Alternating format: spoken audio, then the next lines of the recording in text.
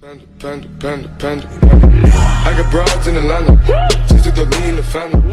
Credit cards and the scammers. I'm Mark Steyn in for Tucker, who's picking up his Oscar for Best Quizzical Expression. The Academy Awards hit an all-time low, not only in the ratings, but in turning an awards show into a political diatribe. That's right, the Oscars viewership plunged 20% to a record low, and movie fans who did watch the almost 4-hour broadcast were subjected to an endless torrent of political nonsense from host Jimmy Kimmel. And wow, the stunning Lupita Nyong'o. She was born in Mexico and raised in Kenya. Let the tweet storm from the president's toilet begin. None other than President Trump called Get Out the best first 3 quarters of a movie this year. We don't make films like Call Me By Your Name for money. We make them to upset Mike Pence. If the last 2 years have taught us anything, it's that reality can be depressing. But tonight's nominated documentaries show us that where there is darkness, there's also hope, except at the White House. Hope quit on Wednesday. And the stars joined in to promote all the usual liberal causes. If you do win an Oscar tonight, we want you to give a speech, and we want you to say whatever you feel needs to be said. Speak from the heart. We want passion. If you want to encourage others to join the amazing students in Parkland at their march on the 24th, do that. A land where dreamers live and freedom dwells. Immigrants get the benefits. We put up monuments for the feminists. Tell the NRA they in God's way. Like everyone in this room and everyone watching at home, we are dreamers.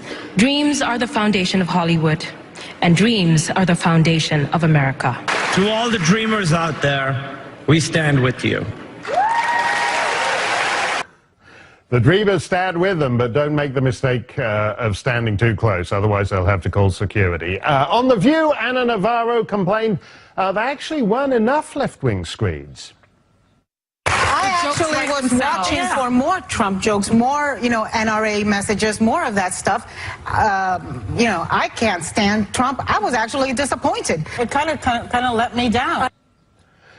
Yeah, more Trump jokes, more NRA jokes, but all those movie awards somehow keep getting in the way. Joe Concha writes about media for The Hill, and he joins us. Joe, this was a ratings disaster. Why did they think it would be otherwise for them? Well, we hear year after year that this is the lowest rated X event ever, right? It's been happening as a trend, sort of, and people sort of point to cord cutting, whereas, okay, I have this expensive cable package and I want to get rid of it and do streaming. So that's usually the excuse. But Mark, I mean, these numbers are devastating. Think about it. When 1 out of 5 people that watched last year say, I ain't going to watch this year, when you have a 20% drop, think about how many people 5 million is. You could fill Madison Square Garden, not far from here, 277 times. That's how many people didn't tune in. And I think, Mark, honestly, in the past, maybe some who identify as Republican, conservative, lean right, would give the show a chance and watch a little bit before they turned off. But now we're at a point, if you just talk to so many people who say voted for President Trump, they would say, you know what, I wasn't even going to give this a chance because I knew exactly what to expect, virtue signaling.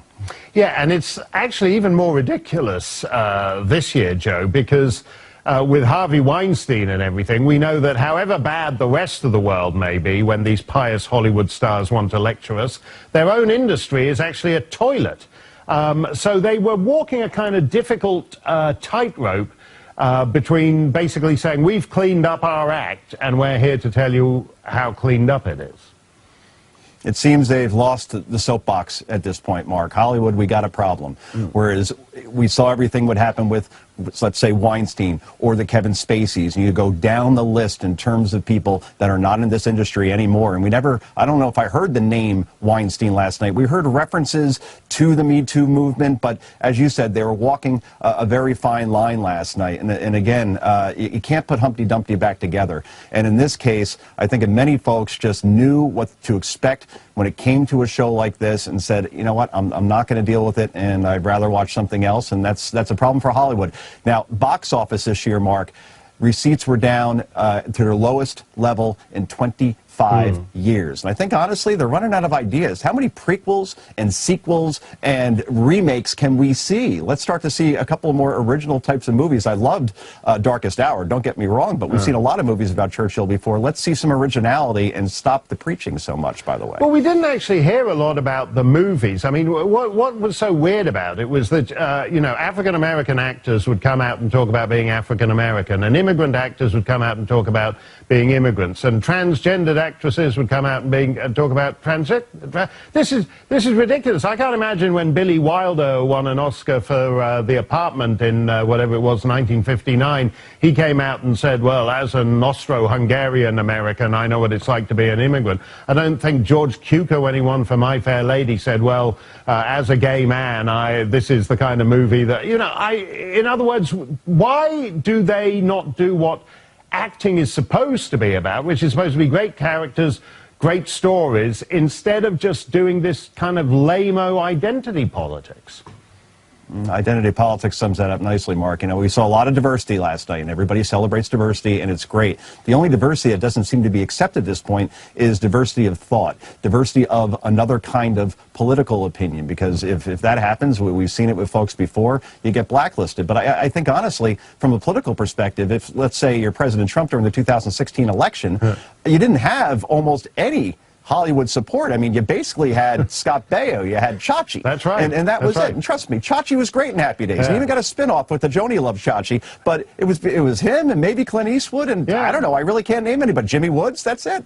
No, I love that. The way the Republican book of Hollywood celebrities is a single sheet of paper, double space. That's what's great about the party. Joan Concha, thanks. Wendy Josefo is a Democrat strategist and professor of education at Johns Hopkins University. And Wendy joins us. Wendy, did you have a better time than Joe did at the Oscars last night? I think I did, Mark, and I even came in wearing my Oscar earrings just for you. So, oh, lovely. Yeah. Lovely. Delightful.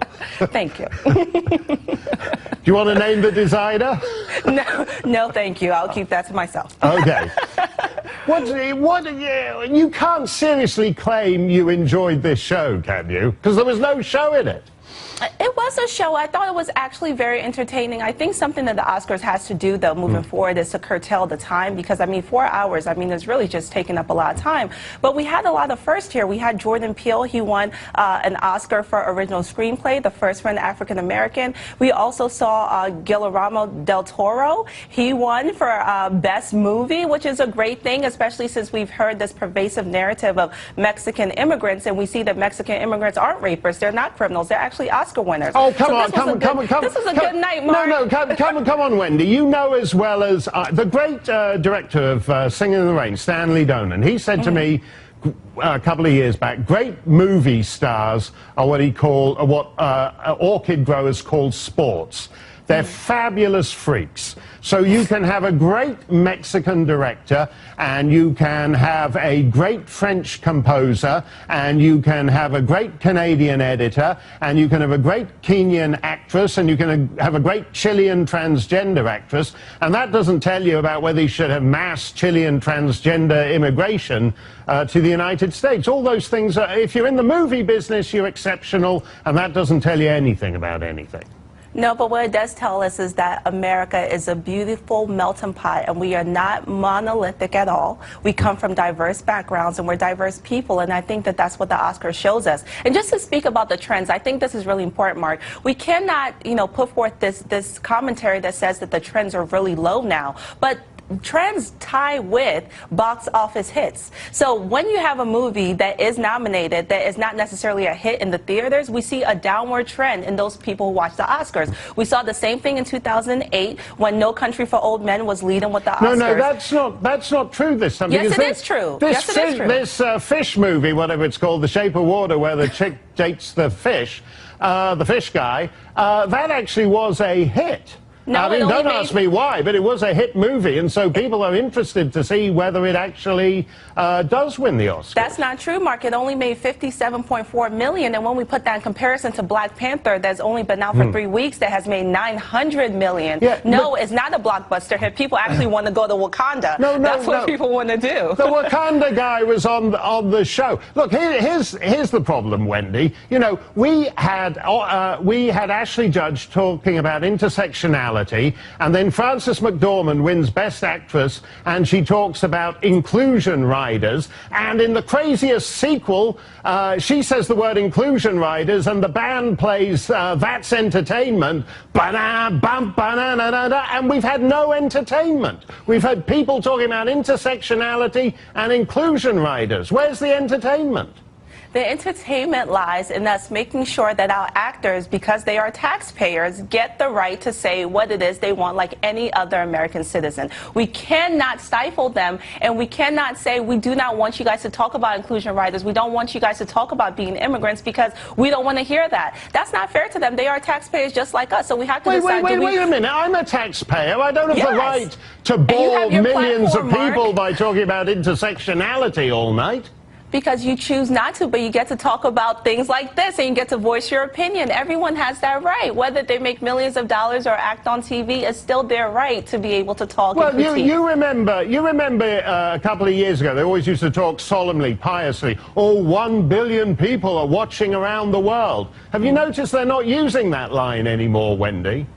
Because at the end of the day, it doesn't really matter per se the numbers, because they know, as far as the Academy is concerned, it's a direct reflection of their lack of blockbusters when it comes to nominations.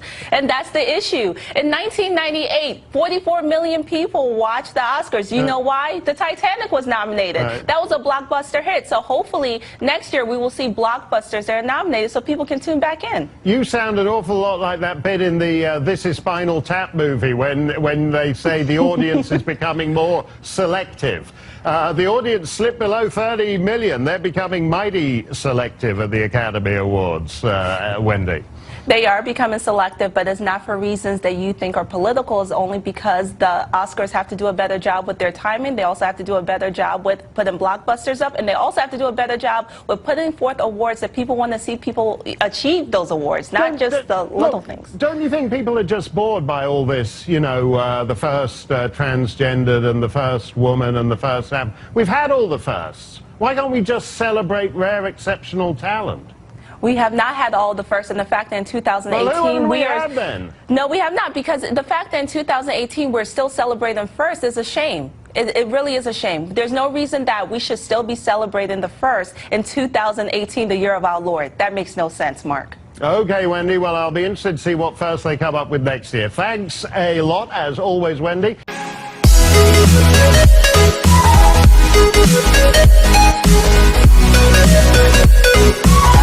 We'll be right back.